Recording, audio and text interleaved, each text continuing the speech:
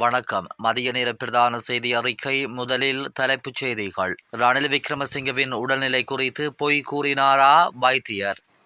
கோட்டை நீதவான் நீதிமன்ற வளாகத்தில் இடம்பெற்ற போராட்டத்தில் போலீசாரை தாக்கியவர் கைது. பாதாள உலக குழு கும்பலைச் சேர்ந்த முக்கிய 6 சந்தேக நபர்கள் இந்தோனேஷியாவில் கைது. புலிகளுக்கு எதிரான வெற்றியை பொறுத்து கொள்ள முடியாத சக்திகள். 800 மில்லியனை மோசடி செய்த சாணக்கியன் அர்ச்சுனா வெளிப்படுத்திய விடயம். பிரதமர் ஹரணி அமரசூரியவிடம் வாக்குமூலம் பதிவு. இனி தொடர்பான விரிவான செய்திகள். கொழும்பு தேசிய வைத்தியசாலையின் பிரதி பணிப்பாளர் வைத்தியர் ருக்ஷான் பெலனவிற்கு எதிராக ஒழுக்காற்று விசாரணை நடத்துவதற்கு எதிர்பார்ப்பதாக சுகாதாரத்துறை பிரதி அமைச்சர் கன்சக விஜயமுனி தெரிவித்துள்ளார்.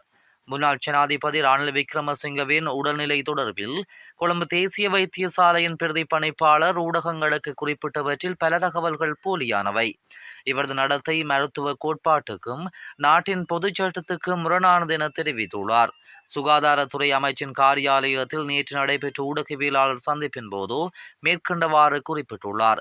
நோயாளி ஒருவரின் உடல்நிலை தொடர்பில் ஊடகங்களுக்கு அறிக்கையிடுவதற்கு பிரதி பணிப்பாளருக்கு எவ்வித அதிகாரமும் கிடையாது. முன்னாள் ஜனாதிபதி ரணில் விக்ரமசிங்கே இவரது பிரிவில் அனுமதிக்கப்பட்டிருக்கவில்லை. வைத்தியசாலைகளுக்கு வரும் நோயாளிகளுக்கு சிறந்த சேவை வழங்குவது சுகாதாரத்துறை அமைச்சின் பொறுப்பாகும். இருப்பினும் கொழும்பு தேசிய வைத்தியசாலையின் பிரதி பணிப்பாளர் அவரது விடயதானத்துக்கு அப்பாற்பட்டு செயற்பட்டுள்ளார். ஆகவே அவருக்கு எதிராக ஒழுக்காற்று நடவடிக்கை எடுக்க வேண்டும் என தெரிவித்துள்ளார்.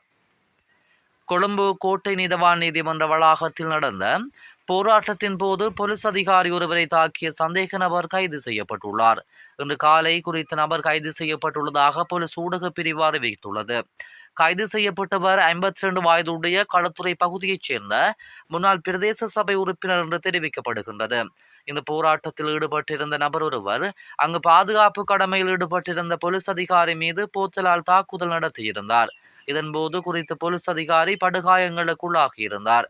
இந்த நிலையில் குறித்த விவகாரம் தொடர்பில் விசாரணைகளை நடத்திய போலீசார் ஊடகவியலாளர்கள் உள்ளிட்டவர்களிடம் இருந்து போராட்டத்தின் போது எடுக்கப்பட்ட புகைப்படங்கள் மற்றும் காணொலிகளை பெற்று ஆராய்ந்து சந்தேக நபரை அடையாளம் கண்டுள்ளனர். இதனையடுத்து போலீஸ் அதிகாரியை தாக்கிய சந்தேக நபர் கைது செய்யப்பட்டுள்ளதாக போலீஸ் ஊடக பிரிவு அறிவித்துள்ளது.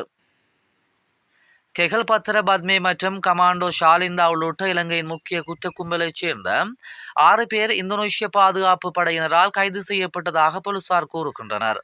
இலங்கை குற்றப்புலனாய்வு பிரிவு மற்றும் இன்டர்போல் இணைந்து மேற்கொண்ட கூட்டு நடவடிக்கையின் போது இந்த கைதுகள் மேற்கொள்ளப்பட்டுள்ளன.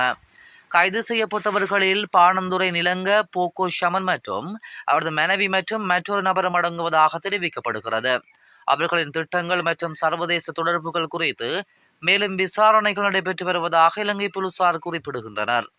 விடுதலை புலிகளுக்கு எதிரான இலங்கையின் வெற்றியை பொறுத்து கொள்ள முடியாத சர்வதேச சமூக உறுப்பினர்கள் விரோதமான நிகழ்ச்சி நிரலை பின்பற்றியுள்ளனர் என உவிந்து விஜயவீர தெரிவித்துள்ளார்.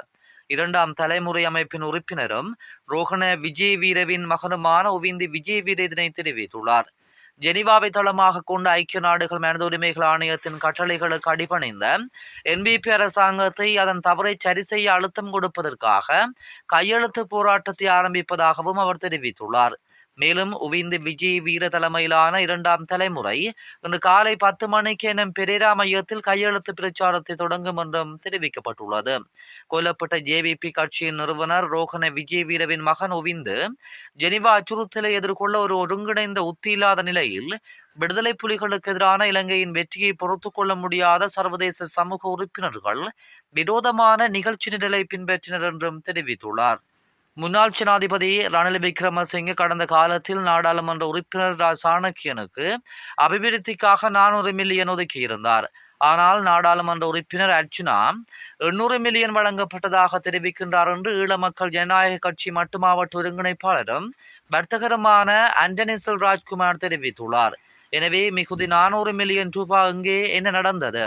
இந்த மோசடி தொடர்பாக லஞ்ச ஊழல் ஆணைக்குழு ஜனாதிபதி விசாரணை குழு ஒன்றை நியமித்து விசாரணை மேற்கொள்ள வேண்டும் எனவும் கோரிக்கை விடுத்துள்ளார்.